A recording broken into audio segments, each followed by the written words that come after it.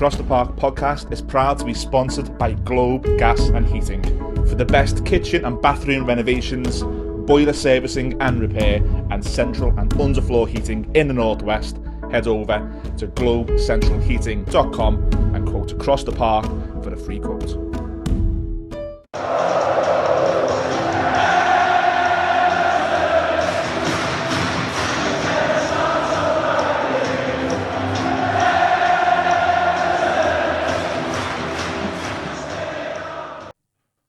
Hello, welcome to episode 25 of Across the Park podcast, season 23-24, here at the amazing Pod Cafe studios in the Baltic Quarter. Myself, Ian Mills, joined by Gary Judge to dissect what has been another disappointing weekend. It's me and Gary spoke about this just to start the show. It is a bit miserable at the minute, being an Evertonian, and we've noticed the tone of the tweets and people are feeling a little bit down. Me and Gary know that we're in a very privileged position here to be able to talk to you guys and give our opinions, and we value your opinions back. Me and Gary love nothing more you guys coming over and saying hello at the match or giving us some tweets. So, Judge, we just wanted to start, didn't we, and just sort of say that we do appreciate the position we're in. We appreciate people watching us and giving our opinion, especially when it feels a bit miserable at the minute. Yeah, 100%. And just for the record as well, we did record an instant match reaction for those viewers, listeners, subscribers who are not on Twitter and didn't see our tweet on Saturday night. I did record with Kev after the match. We had new mics, so mine was really high up, and honestly, the last thing you wanted to hear was how loud it was. So we decided not to put it out. So we didn't put it out because we were, disappointed about the defeat and we were away sulking or whatever. Not to dig at any of the other channels for not putting content out on Saturday night, because I know there was a lot that decided against it. But for the record, we're here come rain or shine, and we do appreciate your support. So we always say it's therapy for us. This come on and we talk about it. We have a little laugh and joke about it, and we move on and get on with our lives like everyone else tries to. But and that's what I'd say to you all. It's as much as it consumes you. Just try and get on with it and try and control the controllables, and all we can do as fans is get in there, support the team when they're on the pitch, moan about them when they're off the pitch, of course. That's fine, and we'll come on to that as well. But yeah, it's we do appreciate it, and thanks for all your support. Absolutely. Thanks for tuning in again. We're going to get into it. We're going to get into the West Ham defeat. We're going to look ahead to the Manchester United game. I want to speak to Judgy about the rumours that Deli Alli, again, they're getting stronger. Deli Alli will be here next season. You guys have been generous with the socials. Going to talk, of course, about the manager as well. Give our opinion, and we invite yours in the comments. Judgy, 1 win in 14. For whatever reason, we'll get into it, but we're 1 win in 14. Bluntly put for me, we missed a chance on Saturday to put some real daylight between us and our rivals, who would have been mentally affected already by that points, the 4 points coming back. What happened on Saturday, lads? What happened? When you says it there, we missed the chance. We did miss the chance, literally, and we missed so many chances at the weekend. And look, the defeat is bitterly disappointing, not least against a team that was so toothless throughout the game and didn't really look like they were coming to win a fixture. It wasn't until we went in front that they came out, but we gave them the opportunity really to get back in that game by not taking our chances. The penalty in the first half. The 1v1 that Beto had just before that, which was arguably an easier chance than the penalty. The other missed chance in the second half. It's McNeil's missed the sitter as well.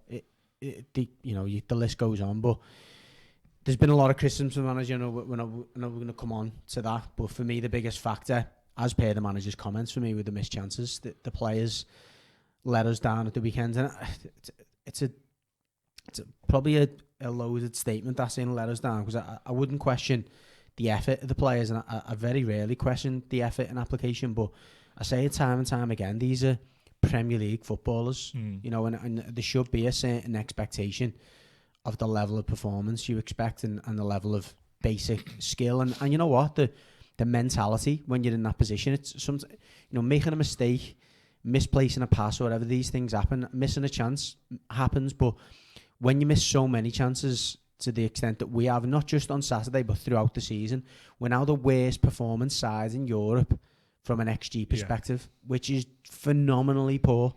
That's really poor, and that's not on the manager. I don't care. I will argue with anyone till I'm blue in the face. That is not on the manager. The manager can't do anything. barring changes or whatever, until they cross that. Once they cross that white line, that is in the hands of the players. And when you're missing chances the way they have, that's a mentality thing. Is it born out of pressure? Possibly. Is there maybe a way that the manager can take that off the players? Possibly. Is there a way the fans can help with that? Without doubt there is. Yeah. So whatever the reason is, particularly at Goodison, by the way, not away as well, but particularly at Goodison, we're missing chances, and as a result, missing chances to pick points up.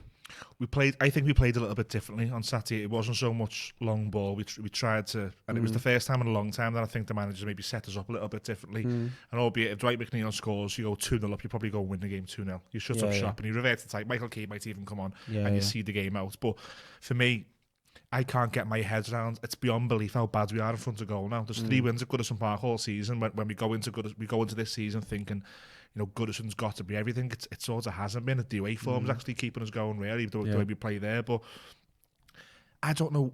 Does the manager now need to bring in a Lewis Dobbin? Does the manager now need to bring in whether you lose something called not when he's fit and out Danjuma? Does the manager now need to do something differently at Goodison Park to get this team scoring? I don't know. It's really hard that, because again I go back to the week. And the managers made comments, and we'll go into them specifically. But we are creating chances. That the manager's there to obviously try and make us as strong at the back as we can be. And I think the stats speak for themselves. We've been one of the strongest defences in the league, so that's not a problem. You've then got the conundrum as a manager. You've got to try and set up a team that creates enough chances to win games. We're doing that as well. We're just not taking them chances now. Do you go back to recruitment and go, well, look, Beto's come in, or he scores at the weekend, but he's not being the deputy there that we could have had.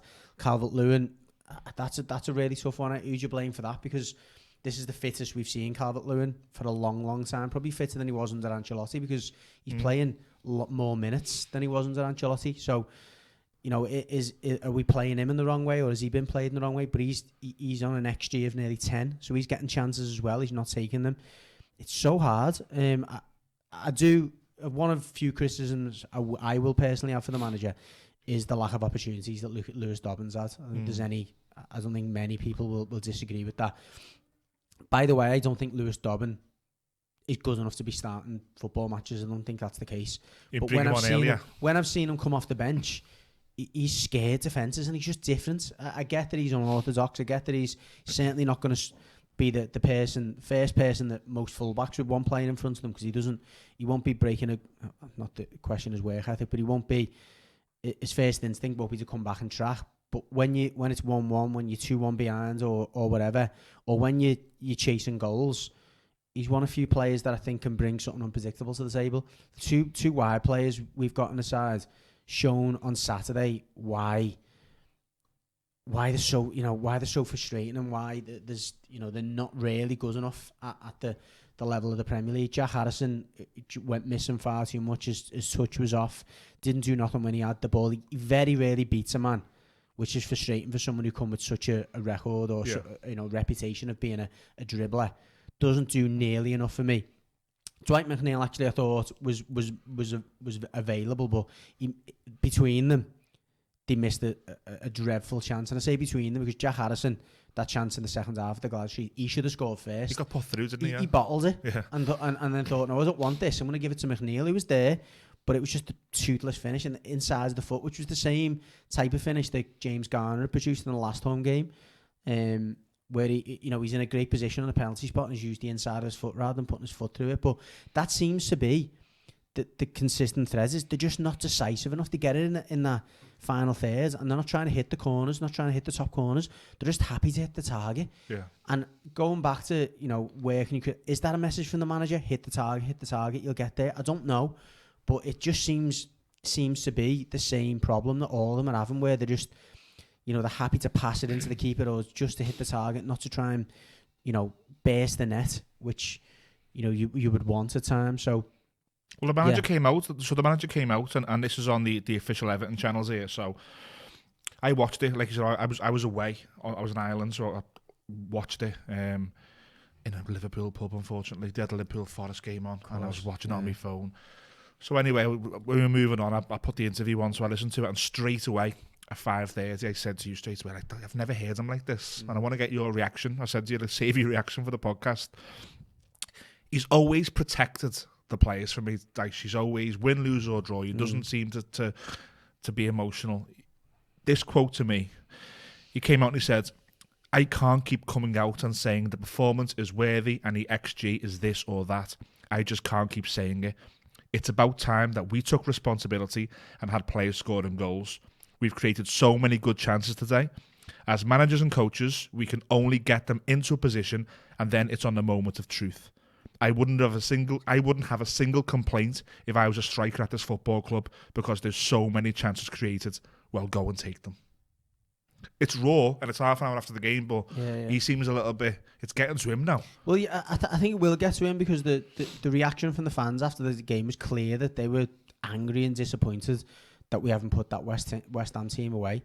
And obviously you can't, as an individual fan and even as a collective, you can't articulate what you want to say to those players and go, "Oh, that was terrible." You know what I mean? You can shout it, but there's no song that you can put together that's going to give a reaction, is it, of what it is they were disappointed. Again, I wouldn't say that 90% of the fans, if not more, would be disappointed with the effort or the application. It's just the really poor finishing that's frustrating, and the position we've ended up finding ourselves in.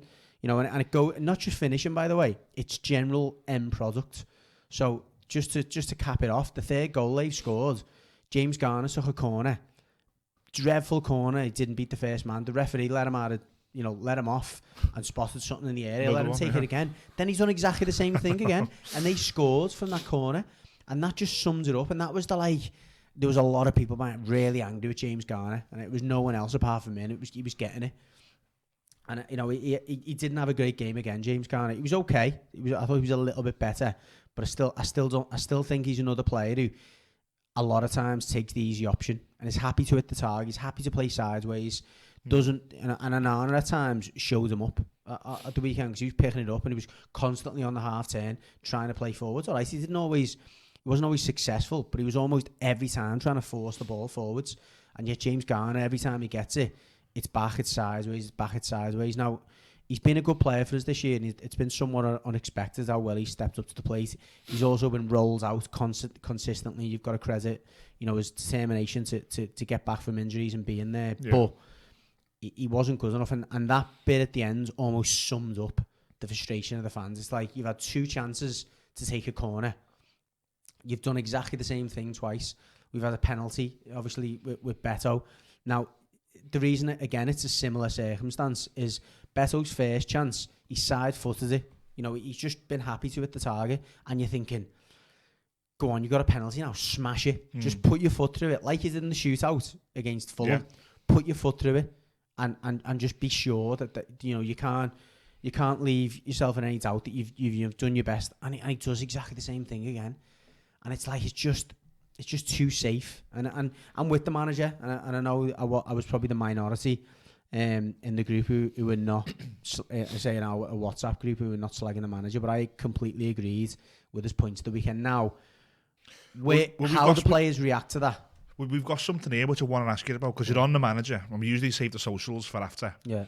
But I knew we'd get to the manager here, so I've brought in two polar opposites, which sums up, and we can talk about it. So look, he's once again the subject of some tweets that we've got.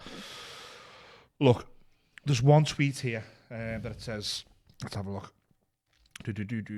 So John Paul, and I spoke to him yesterday, and he's happy for us to put this on our show. He's put, we've won 7 more games than other teams. 6 teams have lost more than us.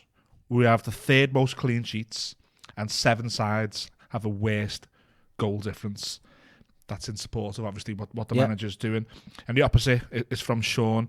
And Sean comes on and he says, how can a team who've been beaten by Fulham twice, Wolves twice, Luton twice, taking only 2 points from Crystal Palace, and now needs a miracle to stay up, how can anyone say Dyche is not a problem?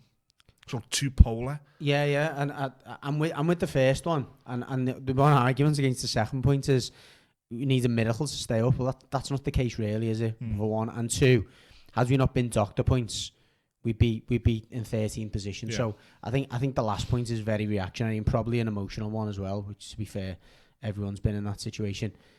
I'm with the first point. I think there's been enough positives that the team has produced this year to suggest that the manager's not doing everything wrong. Yeah. I think there's been enough players that have improved this season. Michalenko, James Garner, I've just mentioned before. McNeil maybe been a little bit more hot and cold, but there've been enough players in that team that have improved this season, which again suggests the manager's doing a lot of things right. If you told me that we'd have, one of the best clean sheet records or the best clean sheet records and that we'd have one of the best defences in the league under Dyche, I wouldn't be surprised by that. Yeah. But if you'd have told me that, from an XG perspective, we'd have performed better than half of the league, that would surprise me. Does that suggest that you're playing not a brand of football, but you're playing a style of football that's creating enough chances to score more goals than you are? I just can't. I can't put my finger on what it is that's going wrong at Goodison. And I guess the only thing I would say, and it's something I've said a few times, is maybe the players just really feel nervous, and it does look like nerves when they're in front of goal. Like they just don't want to try. They're trying too hard. There's a real anxiety when they're in that position. I don't know if it's just because of the general atmosphere. Even the penalty. When we got the penalty, like I was watching it, and it looked like the whole ground was a bit like, oh, God, this is scary. This is a scary moment. At 0-0 home to West Ham, that will transmit onto the pitch. And you pointed out perfectly there, Beto's penalty in the shootout against Fulham was great, and then he goes and has a bit of a nervous one there. Maybe it is. Maybe the whole thing at the minute. Everything has got on top. I'm one of the fans, but you can feel it. You can feel the tension. When someone goes through on goal, it's not excitement. It's like, as you say, it's and straight away that groan as soon as they miss. And look, I'm there as well. I'm as guilty as making that groan, but I don't know what we can do. We've got to do something, I think, and I'm not saying it's the only thing, and I'm ready for the attack from everyone here, me blaming the fans instead of blaming. I'm not blaming the fans. I'm just saying it just doesn't feel. I've been to a few away games this season, not as many as some. And it's, everyone who goes to the away games will tell you the same. It's a different feeling. It's a different vibe. It's a different, and the players feel that. I've got no doubt about that. And the players, no coincidence, seem to look a lot more clinical away from home. I mean, that finish from Jared Brandwaite at Brighton, you don't even see him anywhere near crosses or anything at home. So the home form is a big issue. Like we said, we've won 3. Which obviously means that we've won, what's that, 30% or something, or just under of the total games this season at home. I think the problem is, I can only talk for me, and I'm not the manager's biggest fan, but I'm also not saying he's the issue. I think he's part of an issue, and for me, what I'd flip that on you is there's been too many times at Goodison Park it's blatant to make a change, and he just doesn't do it. Yeah, no, I mean, That's not me wanting him out. That's no, just no, me. I can't. I think when you get to game number 5 or 6 of that, and that results in you going home again, watching the defeat, it builds up to this. It's frustrating. I think, it's frustrating. I've just said about Lewis Dobbin, and I think there are times definitely the manager could have made a change. I think the changes when he makes them at times are a little bit baffling. I can't believe, for me, despite what I've just said about the 2 chances he missed in the first half, Beto scores that header. 5 or 10 minutes later, he gets it on the half turn on the edge of the area, forces a great save from the keeper. All right, it was deflected. He looked like a different man. He looked like someone who was not possessed, but he thought, this is me now. I'm going to go on and score goals. Then he takes him off for a man who hasn't scored in 19 games. Yeah. What? Why? What? Like, ugh. And I get, you want to bring a striker on, fresh legs. He'll be saying, oh, you look tired. I don't care what he looked like. He just scored, and he just, again, has another great effort. He's confident. He's one of few players on the pitch now, in this whole squad probably, who's thinking, give me a chance, I'll score again. Yeah. So there is some very, very, very frustrating decisions that he makes, both time and the substitutions, which often come too late. I really feel sorry for Lewis Dobbin. He gets like 2 minutes, and it's like, come on, like another thing where you're coming off the bench and you need to do something because you're only on for 2 minutes. Give him a chance. Yeah. And he's not the only one, but Andre Gomez coming on. I thought Andre Gomez made a difference at the weekends. Bring him on for Garner or bring him on for Godfrey and put Garner right back. Like, there was loads of positions or personnel that he could have replaced Gomez with. It just wasn't the right man again. So I definitely think the manager's culpable without doubt. Yeah. Okay. Look, we're going to reroute back to West Ham because the socials at the end will sort of take us a little bit back there. But we're going to move on. Lots more to cover in the show. We've got the Man United preview, Going to speak to Judgy about the rumours that Deli Alli will be here next season. But first, if anybody here is going through the stress of trying to sell property, stop stressing. Getting over to Tick Property Group on Instagram, and to tell you some more, the amazing Claire is going to tell you some more now. Tick Property Group are your local Liverpool-based estate agents with over 300 5-star reviews on Trustpilot. By selling your home now for an unbeatable offer of £497, your home will be advertised across all major portals, including Rightmove and Zoopla. You will also receive professional photography, floor plans, and a bespoke stylish video tour of your home. So take the stress out of selling and let Tick Property Group be your personal estate agent. Book your free valuation today and quote across the park to receive a 10% fee discount.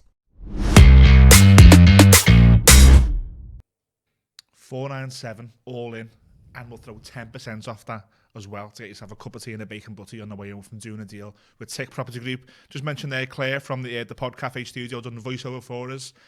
Her nephew is doing amazing things. Judgy, we're going to give him a shout out, aren't we? Yeah, he's over in Australia. He's a wheelchair soccer player. I'll put a link into one of the games actually in the comments, because anyone who hasn't, in the comments, sorry, description, anyone hasn't ever watched wheelchair soccer or any wheelchair sports, by the way, it's incredible, you know, what these guys and girls do. But his name's Matthew Crowley. He's out in Australia. He's just been voted Young Player of the Year. You see his, we'll get a picture up on our socials as well. You can see his wheelchair that's got his Irish colours in there, but absolute inspiration, unbelievable when you hear things like that. So delighted to give Matthew a shout out, and again, hopefully we can bring you more news of what Matthew's getting up to. But I think just 14 years of age, I think he is absolute inspiration. So congratulations, Matthew. Unbelievable. Big show from myself and Judgy, and I imagine all our viewers and listeners as well. Matthew smashing it as always. Thanks to Claire at Pod Cafe for helping us with the Tick Property Group advert, and Tick Property Group 497 10% off, and coming soon as well another advert for our main sponsor, or our first ever sponsor, Globe Gas and Heating. We're going to do a new advert, new photos, maybe a little bit of rebrands coming as well. Top Blue Lee, he does the Globe Gas and Heating, so a new advert will be coming for them guys as well. They will also give you a free quote if you contact them and you say it's through Across the Park podcast. One more thing to talk about before we get back to really, can we not just get back to fuzzy? I cannot. I've got to pass this over to Judgy. Long-term listeners of the show will know that, you know, we had a sponsor called Manscaped, who were all about grooming to hand below. I cannot keep a straight face if I do it. Manscaped are with Across the Park podcast. Over to you, Judgy. Yeah, just a quick one, by the way, because I know people go, my God, when are you going to get back to the Everton chat? As everyone knows, we haven't got a Patreon. We don't charge people, so fortunately we've got to sell your stuff. We've got to roll things out like this every now and again. But this hopefully will give you a few laughs. So it's a ball grooming kit. As Millsy says, I'm looking back at me because there's a screen behind me so you can see. Your balls will thank you. Doesn't get better than that. And I can see me mates now probably screenshotting this with me sitting behind doing a QVC style intro. But the guys at Manscaped have sent this over. As you can see in here, you get a nose trimmer. You get what they call a lawnmower. Now, you can use your imagination on what the lawnmower is for, but it's even got a light on it, which is great. I'm pressing the light there. Yeah, there's a light on it when you charge it. So yeah, there's even a light on it just in case you're getting a shower in the dark. Or when you've got it underneath the aforementioned items, then it's difficult. This stuff, by the way, the anti-chafing ball deodorant. Anti-chafing ball deodorant. And then finally, my absolute favourite, it's the ball aftershave. The ball aftershave lotion. You would never, honestly, I can't believe it. But the ball aftershave lotion, I kid you not. You know, if you get out the shower, give that a little rub on. It's absolutely superb, honestly. And thank me later, by the way. Thank me later. But you get to the checkout. It's Across the Park at checkout, and you get 10% off. So yeah, crack on. If you don't see us selling these in the next month, it's because we haven't sold any. So yeah, I'll said to Millsy beforehand I was going to do a little demo of one of them, but I'm not sure you want to see me mow my lawn on the Across the Park podcast. But that's it for this week anyway. No more ads this week, and back to Millsy. Wow. What has happened to this podcast? But yeah, over to Manscaped. And you post Across the Park podcast for 10% off. Said you'd make you feel better, didn't it? No one likes a George W, as you know, so sort that out. Back to footy. Judgy Man United away on Saturday at 12:30. Dave just took a bit of a hammering in the Manchester derby. 3-1, but possession-wise, I think they got killed. I was over in Ireland yesterday, and as unlucky as I am, I ended up watching it in a Manchester United bar with some people who just would not let out of a dark room. Honestly, there was a lad who was trying to talk to me, and God love me, he's not going to see this as a United fan. If a sponge had sex with a flannel, it'd produce him. He was just that dire of a person to speak to, and they're in a bit of a bad moment, United fans. Yeah. So you would say enter Everton, but let's try and flip it on the positive. Is it maybe a good time to play United? I don't know. You know what? I don't think you can never say there's a good time to play Man United because they're so hot and cold, aren't they? But to sum up that game yesterday, City had more shots on goal than United had percentage possession. That's crazy. That's pretty grim, that. But it was, they nearly got away with something, didn't they, at one point? But City could or should have won it at an absolute cancer. It should have been 6-7-1 really if they took the chances. I don't know. I mean, we're away from home, which bizarrely is a positive, I think. The fans are certainly going to be, raging after that defeat, or the manner of the defeat more than anything else. The way the manager actually reflected on the defeat was Roy Hodgson-esque as well. Did you hear what he said? I didn't hear it, no. He went, I'm really, really proud of the players. One of them, and he was really being positive. And it's trying to keep the dressing room there, isn't he? He's on the verge of maybe losing them. Yeah, I think he's already lost the dressing room anyway. But that said, going back to the original question, I do think it's actually a decent time to play because I think their fans are absolutely raging at the moment, just with general as they always are with the ownership of the club, or as they have been for quite some time. And they've just come off the back of a really humbling defeat to the neighbours, and we're not bad away from home. I think we've got enough about us to certainly keep them quiet for an hour, and if you keep them quiet for an hour, as a lot of teams have done this season, you can show that you can get things from them. Fulham, their last game at Old Trafford. They lost, and Fulham just waited for the chance, waited for the fans to start getting frustrated, waited for United to throw too much caution to the wind, and ultimately won there. And I think we're capable of winning. I think if we do win, I think it's an absolute massive moment in the season, and I think it's a time to get everybody back together, because what we've spoken about on this podcast is, again, for whatever reason, whether it's certain individuals are literally not here anymore, whether it's the Premier League and how they've treated the club, we've had a lot of unity this season, and I just feel at the minute the fans are a bit. And a 1-0 win at Old Trafford would just bring everything back, and I think Everton can go and do it, but I also don't want to get too carried away. And the Brighton results, where it was 1-1, we had Colin last week, and we referred to, it's chess not checkers. It's a good point, and I do think a point would be really good. But I don't know. I think it's set up now for this manager and this team to go and win at Old Trafford. Yeah, and I really fancy it. I do really fancy it. I'm going on Saturday and with my dad, so I am really looking forward to the game. It's a bizarre thing to say, given how disappointing the weekend was. But I do, like you, I think it's a good chance to kind of flip the narrative, if you like, flip the mood. And I probably bring the players and the manager. It's just going to be interesting. It's going to be so interesting now how the players respond to those comments. Whether the manager will almost address it, in training today, if they've got them in today, or maybe tomorrow. It'll probably be today, if he's just going to get them in and go, look, I've made a comment. Now, what have you got about you to kind of step up and respond to that comment? I think part of him is probably felt the need to make that comment, almost to take the defenders off the hook, to say, what, you've been amazing. Yeah. You're not in this boat here. It's the forward players that need to take a bit of accountability, and we'll see what those players are made of now. We'll see how the likes of Seamus Coleman and Tarkowski can maybe get something out of them. I think it might be a game that we see Coleman or Coleman coming back into it. Not a bad shout, actually. Again, I think at times like this you do need his leadership. Much as Tarkowski's been one of our players of the year, he's not as vocal on the pitch, doesn't seem to influence the game as much as Coleman does off the ball. So I think it might not be a bad time. And that said, I think Godfrey has struggled a little bit in possession as well, and we've needed probably a bit more guile in the wide areas. We're going to speak to the Webby O'Neill podcast this week. We're just trying to get a date sorted, so I don't know whether it be myself or Judge. One of us are going to speak to the Webby O'Neill podcast. Tony's the man who came on right My after God. our points deduction. Doesn't muck about him. And you know what? I love it because he came on and some opposition fans have came on and they've said, oh, you've been harshly done by. And he came on our podcast and he was like, no, you broke the rules. And it was an interesting conversation. But the feedback from that was, don't ever get this guy back on. He's coming back on this week. We want to talk to him again. So it's going to be fun, if not anything. I don't know whether me or Judgy will do it, but it's definitely a United podcast. I hope it's me because I won't be as won't be as kind. won't be as accommodating as you were. He's a big lad, you know. Don't be, I don't know he is, yeah. He's a proper footy hooligan, isn't he? Be careful, lads. He's a bit older now, though, so I can probably run away from him. There's two more things I want to address before we get to the social Judgy, then we'll get off for a pint. Quick one on the 777 group or the 777 group. Rumours now that the face-to-face meeting with the Premier League will be this week.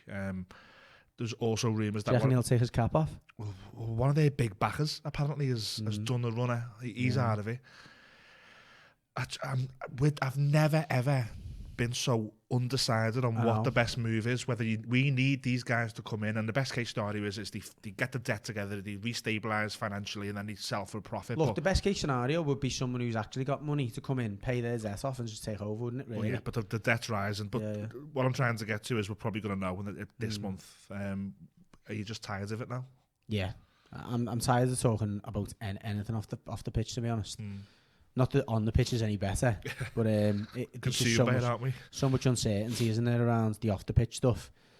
You just, in typical Everton fashion, obviously we brought out a video this morning of the stadiums, didn't we? Oh yeah, get the videos. Yeah, get the stadium videos out.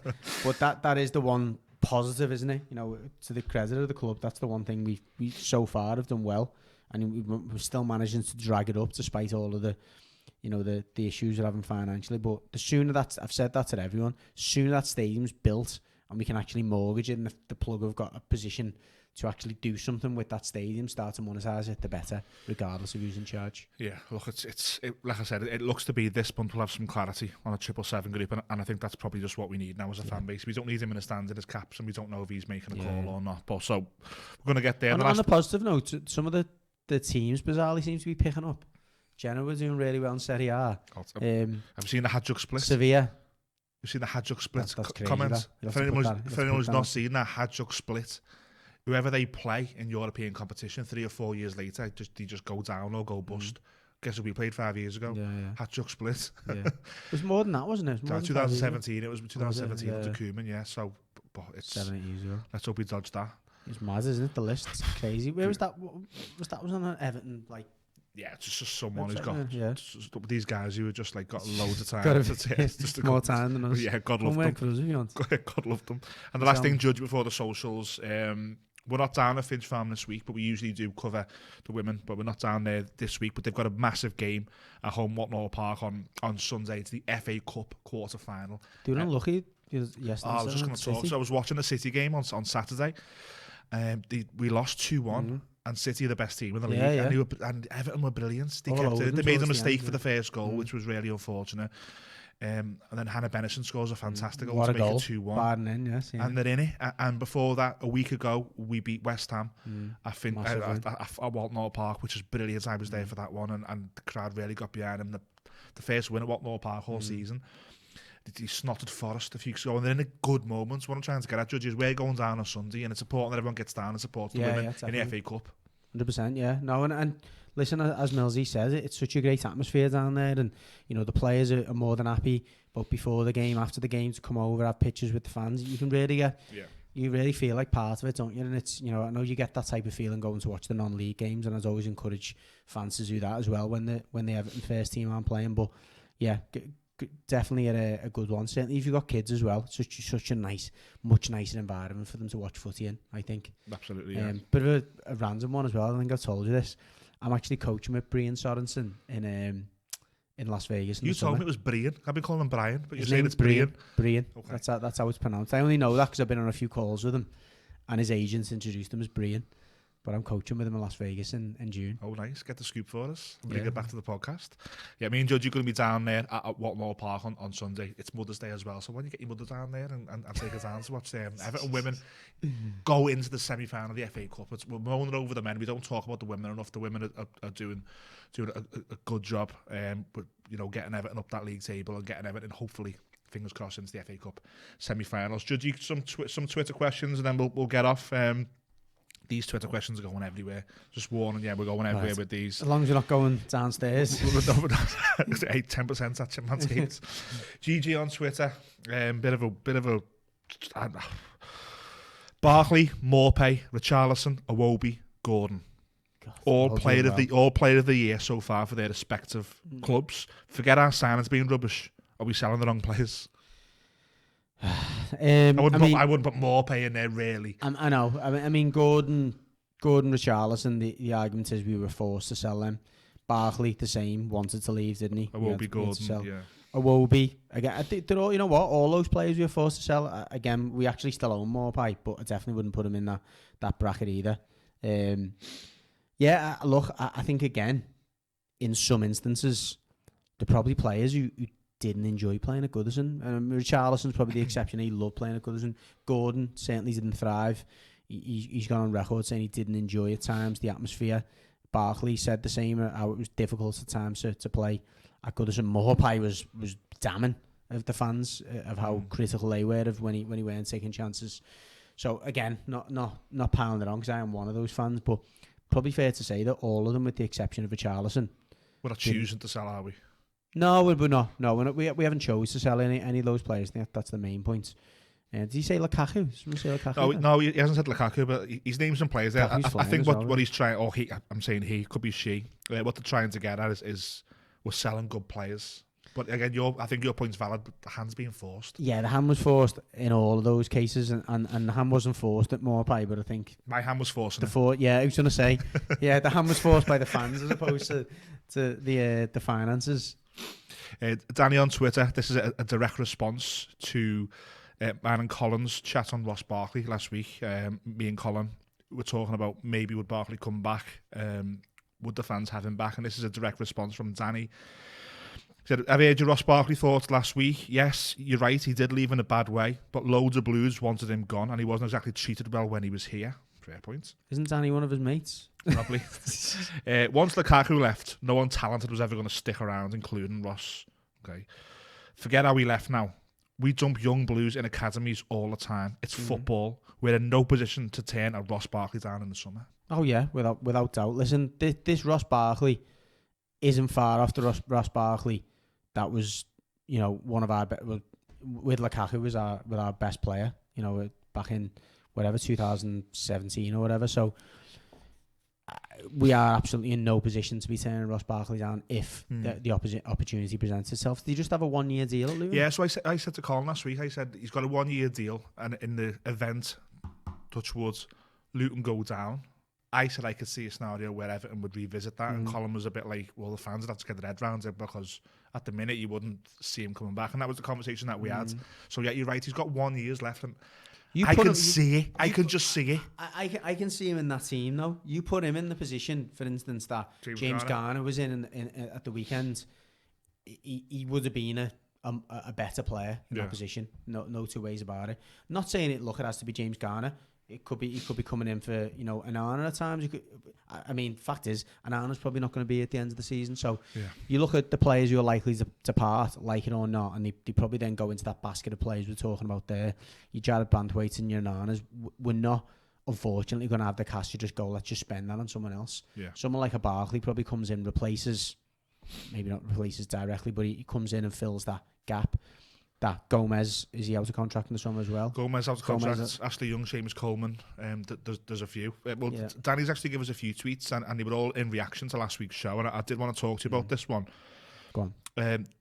Deli Alli, me and Colin spoke last week. That was the Athletic had said, who were a very reliable source. Paddy Brainerd had said that Everton do want to keep Deli, but it's all about how it's done. The Express have followed it up this week by saying Everton have now entered negotiations with Tottenham, because if Everton give Deli Alli a new contract, we've got to pay triggers something. Now, I don't know what that is, but it triggers a financial payment to Spurs. Everton are talking to Spurs. Apparently, Spurs are in agreement that the best thing for Deli is to play football. For me, I'll repeat what I said last week. I haven't seen him play football yet. Why would you keep him? What's your stance on? Would you keep him around next year? I can only assume that the whole situation has been an extended rehabilitation process, both mentally and physically. I can also only assume on the basis that Everton are interested that what the manager has seen when he's been training, it has been, and what he's seeing day to day when he sees him in the corridor, that he sees someone who's committed, someone who wants to get back on the pitch, and someone that's still capable of being a player. If he is only 30% of the player that he was, when he was thriving at Tottenham alongside Harry Kane, etc., it'd still be worth the punt of maybe 5, 6, 7, 8 million. What we might have to pay Spurs. I can't think, and I'd struggle with any conviction to think of anyone who we could get for that amount of money that you think, he could actually change this team. It'd be mad, wouldn't it, to have Ross Barkley and Deli Alli in a team together. You'd be thinking, like, if someone said to me, like, you're going to have Ross Barkley, I'd be thinking, we must be 4. We must be 5th. We must be flying here. We're in the Champions League with Barkley and Deli Alli behind Calvert-Lewin, who maybe was the player who's kicked on from the Ancelotti days. You would think that we were flying. So, yeah, I think he's another player there. If there's potential there, and the deal's right, I don't think we're in a position to be turning our nose up at it. Fair enough. Sam on the Instagram, this is more of an opinion, saying it to us, but I wanted to get your reaction to it. Sam said, keep Dyche till the end of the season, and then whatever the outcome, bring back David Moyes. David Moyes gets the club, he gets the fans, and he's the man to lead us into the new stadium with some stability. Would that be something that, not that you'd advocate for, but if it happens, maybe not the worst? David Moyes back to Everton? It'd be far from the worst, and I know there'll be a lot of fans listening to this excited about the proposition, not least because of the fact that he's just come to Goodison and turned us over the way he did. But I didn't look at that West Ham team and think, that's who I want to be. That said, I look at the league and look where they are, and I'm nothing but envious. And I said that to Callum, who I spoke to last week, and he is in the camp of just having nothing but gratitude for what David Moyes has done for them. And I've got nothing but gratitude for what he done when he was our manager. To be clear, I definitely wouldn't be disappointed if that was the case. Just to briefly go back on the Deli Alli point, by the way, one thing Deli Alli can do is score goals. Yeah, and one thing he's got is composure. That we're desperately lacking that at the moment. But yeah, David Moyes, Deli Alli, I wouldn't be disappointed, no. Sai over on Twitter, he or she, again, I'm sorry if it's male or female, these names are very inconvenient for me, both parties. What's Sai? Sai, it could be, Sai. Could be Simone or something, couldn't it? No, yeah. Okay. Is that the tag? Don't discriminate, we're all for the women. Yeah, SI, yeah. Oh, no, we are, yeah. I'm not saying someone can't be called Sai. Trying to get me in the trouble here, I'll get the hate online. Sai's probably more likely to be Simon, isn't it? Well, you never know. Let's just say it's it could be anyone. Let's just play James Garner at right back for me, bringing Andre Gomez into the team. Right back is a big problem. At least Gomez will try and create from central areas. Yes. That's exactly what should have happened at the weekend. You look at the position that James Garner's put that ball in from, it was pretty much the right back position. So I think he pulled up trees when he was right back, and I think there's better all-round right backs at the club. But he also, given what he can give us, and that cross, by the way, despite I've just slagged him off, that was an unbelievable cross, and that was from a right back position. That was the substitution that should have happened at the weekend. It should have been Godfrey off, Garner to right back, Gomez in the team. I wouldn't be against it. Maybe not against Man United away. I think you probably need someone a bit more savvy in that right back position. But look at the home games you've got coming up in April. Brentford, Forest, Sheffield United, Burnley. Without doubt, I haven't seen what I've seen at the end of the game. I without doubt want Andre Gomez in that team for those games. I think he would give us a hell of a lot. And I think there's worse options than Garner at right back, given the ball he put in at the weekend. The return of FC Sexy, I'm all for it. The last one, Judge, and again, it's not really a question, but I think it's probably a nice place for us to end the podcast on. Barry, he said, our current position as a club is terrifying, in my opinion. It's a direct result of the disgraceful running of the club. Us as fans now are feeling desperate, but lads, I really hope that we can pull together and get over the line again. A lot of it's on us, isn't it? I wonder where you're going with that. Was a nice way to end the show. That was a terrible way, but then obviously at the end he's saying, look, it's on us. Can we get us? And look, I've said it a few times, I genuinely didn't see that question. You'd have thought that the way I was talking about the fans throughout the show, that I'd seen that statement at the start of the show, but I hadn't. I do believe that we put a lot of effort, a lot of, not us, but a lot of groups put effort into the, getting getting behind the club in the face of the Premier League.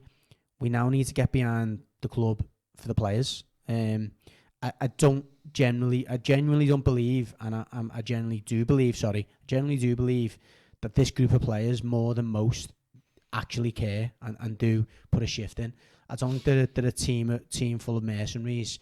There might be a team full of bottlers in some sense, in terms of in front of goal, but I think you're more inclined to be a bottler or more inclined to be nervous if you feel as though the crowds are on your back rather than behind you. Yeah. And I think a lot of times, unfortunately, that's the feeling at Goodison, is that the crowds are far too often on the players' backs and not giving them that, kind of support.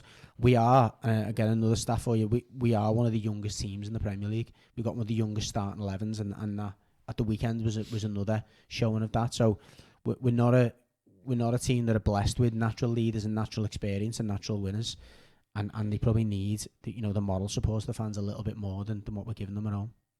Fair enough. Good place to end it. After United Judgy, there's no game for 3 weeks. So me and Judgy are going to sit down over a pint and figure out what we do content-wise. We still want to be relevant, but there's not going to be match previews. There's not going to be match reactions. There's little comfy little chairs over there. We might take up that seat. The amazing Pod Cafe studio, I've got like another area now where it's a comfy zone. So we're going to maybe get a show there. But yeah, we're gonna bring content. We just don't know what it'll be yet. We don't want to sit here and waffle on about nothing. But I'm sure there'll be something. The Premier League will have something up the sleeves. Well, yeah, the Merseyside derby has been postponed until the last week in the season. It looks like that's terrifying. We need to be away from that. We're gonna get into a massive April with 3 home games and then Sheffield United at home at the start of May. So there's plenty still to come from us this season. So thank you for watching. Please like, share, and subscribe this video as always. Any Everton WhatsApp group you're in, please pop it in. If they don't like us, at least let them watch us once and make that decision. We need to get out there. You guys need to be heading over to manscaped.com and putting 10% in at checkout, and you'll feel just like me, half a stone lighter. Thank you as always to Globe Gas and Heating. Thank you to Tick Property Group. As always, sometimes it is miserable being an Evertonian, but thank you so much for tuning in to myself and Judgy. Up the Toffees.